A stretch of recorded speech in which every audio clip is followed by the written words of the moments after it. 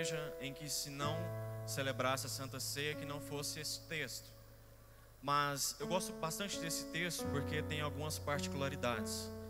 E eu já vi pessoas que foram levadas a falar heresias nesse texto. Diz assim a palavra do Senhor. Aqui existe alguns pontos chaves nessa palavra. O verso 20 diz assim: portanto, quando vós ajuntais em um lugar, isso não é para comer a ceia do Senhor, porque ao comer cada um toma antes do outro a sua própria ceia, e um tem fome e o outro está embriagado. Outro versículo chave, verso 27: portanto, qualquer que comer este pão e beber este cálice do Senhor indignamente, será culpado do corpo e do sangue do Senhor. Verso 33: portanto, meus irmãos, quando vos ajuntais para comer, esperai uns pelos outros.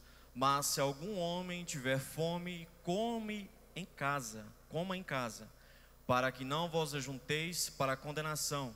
Quanto ao restante, colocarei em ordem quando eu chegar.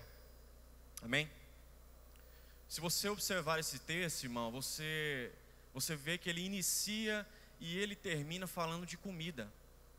Se você não sabe, não tem essa informação, você ainda não compreendeu, a Santa Ceia do Senhor, como eu disse, é uma celebração, é uma festa, né? E é uma celebração no Antigo Testamento. A gente celebra apenas 1/5 da festa do Antigo Testamento.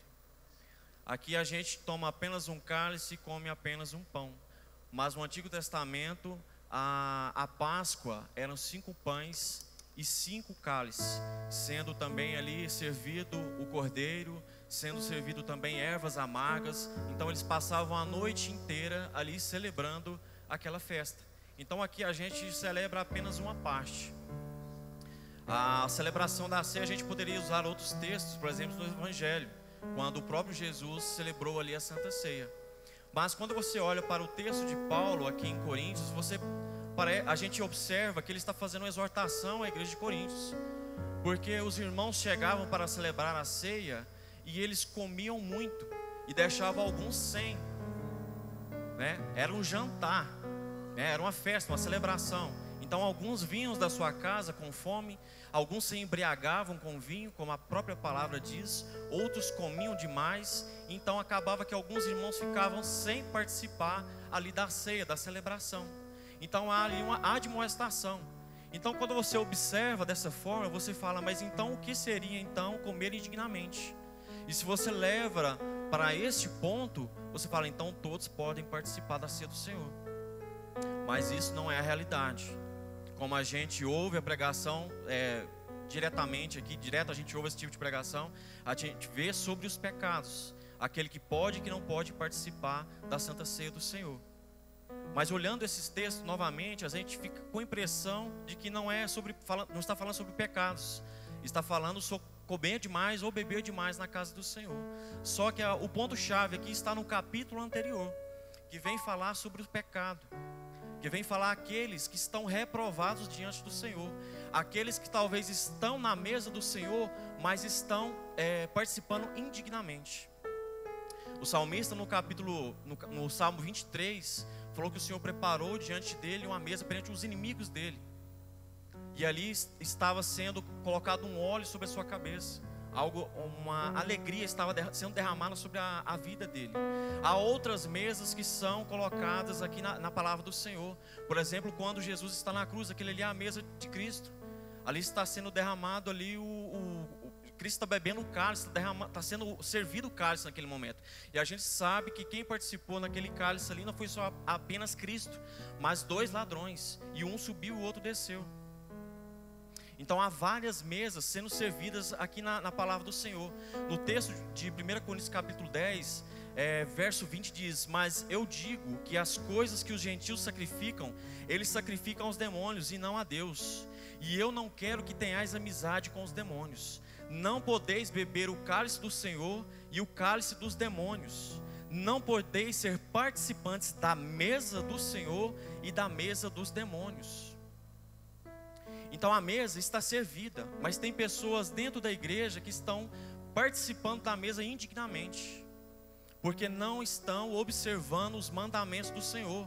Talvez a gente ache que pecado é só não adulterar, só não roubar, só não matar.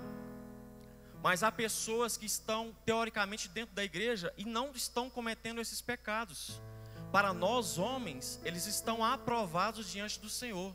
Mas o fato deles não estarem buscando a presença do Senhor, isso já os reprova, eles já estão indignos. Para o Senhor, eles estão participando da mesa indignamente. Então não basta buscar a santidade, você tem que buscar também intimidade. Você tem que buscar a palavra do Senhor, você tem que buscar servir ao Senhor, você tem que buscar a presença do Senhor. No texto de capítulo 10 ainda, outro verso diz assim, o verso 11 diz: ora, todas as coisas lhes aconteceram como exemplos, está falando do Antigo Testamento, e elas estão escritas para a nossa admoestação, nós agora da nova aliança, sobre quem o fim do mundo está chegando. O fim do mundo está chegando para os pecadores, aqueles que podem estar na mesa do Senhor, mas estão em pecado, aqueles que estão fora da presença do Senhor, mas mesmo assim ainda estão na mesa.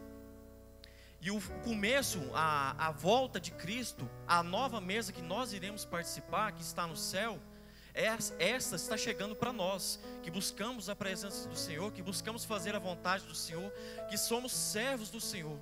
Mas o fim do mundo irá trazer a separação, a grande tribulação irá trazer uma separação. Você ouve a parábola do joio e do trigo. Quando eles plantam um trigo e na madrugada o inimigo vem e faz o quê? Semeia também o joio.